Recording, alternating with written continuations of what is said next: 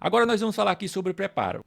No ato de interposição do recurso, o recorrente comprovará, quando exigido pela legislação pertinente, o respectivo preparo, inclusive porte de remessa e retorno, sob pena de deserção. Vale ressaltar que o recurso especial e o recurso extraordinário exigem preparo, mas os agravos contra as decisões de inadmissibilidade não exigem. Bacana? Agora vamos ver aqui alguns pontos aprofundados. Parágrafo 2º. A insuficiência no valor do preparo, inclusive porte de remessa e retorno, implicará deserção se o recorrente, intimado na pessoa de seu advogado, não vier a supri-lo no prazo de 5 dias. Então, olha que interessante. Vamos imaginar que o valor do preparo fosse R$ 200 e a pessoa pagou 150. Foi insuficiente. Qual que é a consequência? Ela vai ser intimada para complementar no prazo de 5 dias. Só isso. Aí ela vai pagar o valor que ficou faltando. Agora, a situação 2, que vem no parágrafo 4º. O recorrente que não comprovar, no ato de interposição do recurso, o recolhimento do preparo, inclusive porte de remessa e de retorno, será intimado na pessoa de seu advogado para realizar o recolhimento em dobro, sob pena de deserção. Então, olha só, se ele pagou um valor insuficiente, o recorrente, ele vai ser intimado para complementar no prazo de 5 dias. Agora, se ele não pagou nada, ele será intimado para pagar em dobro, certo? Então, é uma penalidade aqui, o pagamento em dobro. Agora vem algumas questões mais aprofundadas. Isso aqui é o que diz a lei. Mas e se a pessoa, olha só, pagou o preparo, mas esqueceu de juntar o comprovante? Imagine aí que o valor do preparo fosse R$ 200. Se a pessoa não pagou nada, vai ter que pagar 400, vai recolher em dobro. Mas vamos imaginar que ela tenha feito o pagamento, mas não juntou o comprovante. Qual a consequência? A doutrina diverge sobre isso. Alguns dizem que ele deve apenas ser intimado para apresentar o comprovante, outros dizem não, ele vai ter que pagar. Mas o STJ disse que nesse caso ele vai ter que pagar em dobro. Então não basta ter efetuado o preparo, é necessário comprovar. Portanto, ao interpor recurso, você deve comprovar que pagou o preparo, sob pena de ter que pagar em dobro. E aí, olha só, nessa situação, essa situação é pior do que não recolher. Porque na situação que você não tinha recolhido nada, você vai recolher o dobro. Agora, se você recolheu, mas não comprovou, você vai ter que pagar o dobro, então vai ficar 3 vezes. Você já tinha pagado, ia pagado mesmo, lembra? TIAV pagado, você está pago. E vai ter que pagar mais em dobro, vai ter que pagar agora no total 3 vezes. Esse ponto é problemático. Nunca esqueça de juntar o comprovante do preparo. Aí vamos lá. Olha aqui outra informação aprofundada. Imagine a seguinte situação. O autor perdeu. Aí ele recorreu. O autor recorreu. Quando ele recorre, ele ganha. Aí ele fez o preparo, ele efetuou o preparo e ganhou. Qual a consequência? O réu vai ter que ressarci-lo. O réu vai ter que pagar para o autor o valor que ele tinha pagado de preparo, certo? Vai haver o ressarcimento. Mas agora, olha que interessante. O autor perdeu e ele recorre. Quando ele recorre, ele não junta o preparo, ele não efetuou o preparo. Qual a consequência? Ele vai pagar em dobro. Então vamos imaginar, era R$ 200, ele agora pagou 400. Aí ele ganha.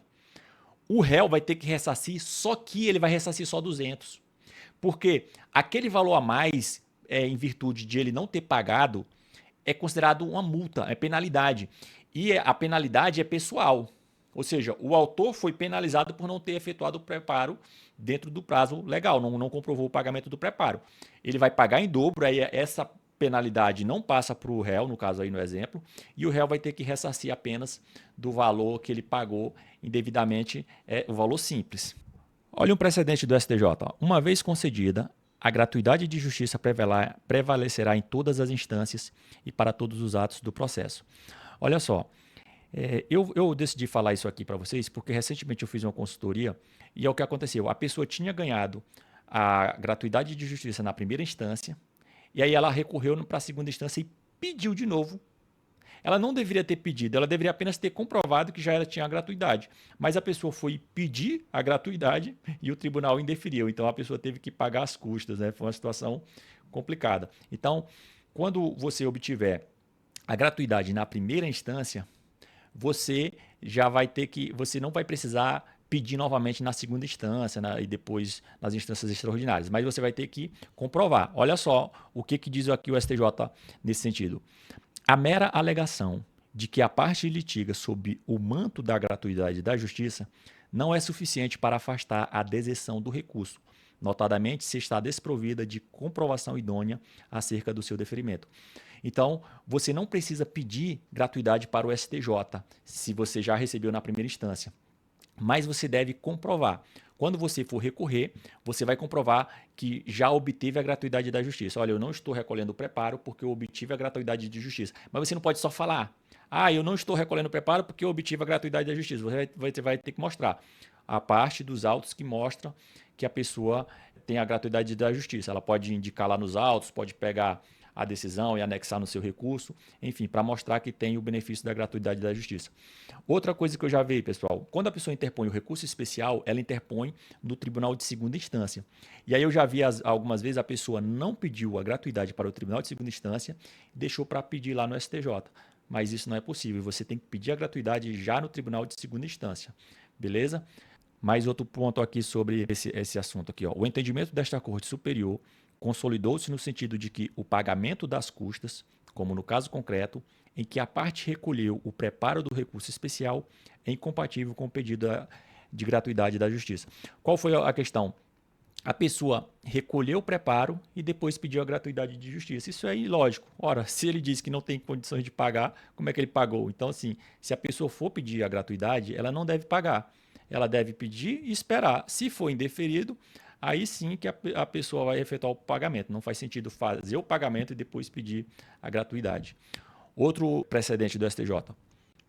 Esta Corte Superior de Justiça, melhor refletindo sobre o tema, fixou no julgamento tal, de relatoria tal, não haver necessidade de recolhimento do preparo do recurso, cujo mérito é a própria concessão da assistência judiciária gratuita.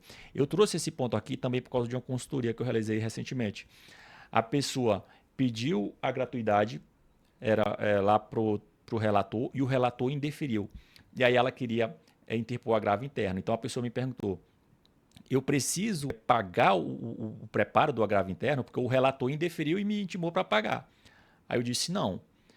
Se você vai interpor agravo interno contra a decisão do relator que indeferiu, você não precisa pagar antes da decisão do colegiado. O relator intimou para pagar, a pessoa, beleza, intimou para pagar, mas ela vai agravar internamente. Então, nesse agravo interno, ela não precisa efetuar o preparo. Agora, e se o colegiado concordar com o relator, aí sim a pessoa vai ter que ser intimada para efetuar o pagamento. Bem, esses foram os aprofundamentos aqui que eu quis fazer com vocês aqui sobre preparo, falei um pouquinho sobre gratuidade de justiça, que é um tema correlato. Espero que vocês tenham gostado. Eu sempre quero te dar o máximo de conhecimento possível e eu espero que você tenha muito sucesso.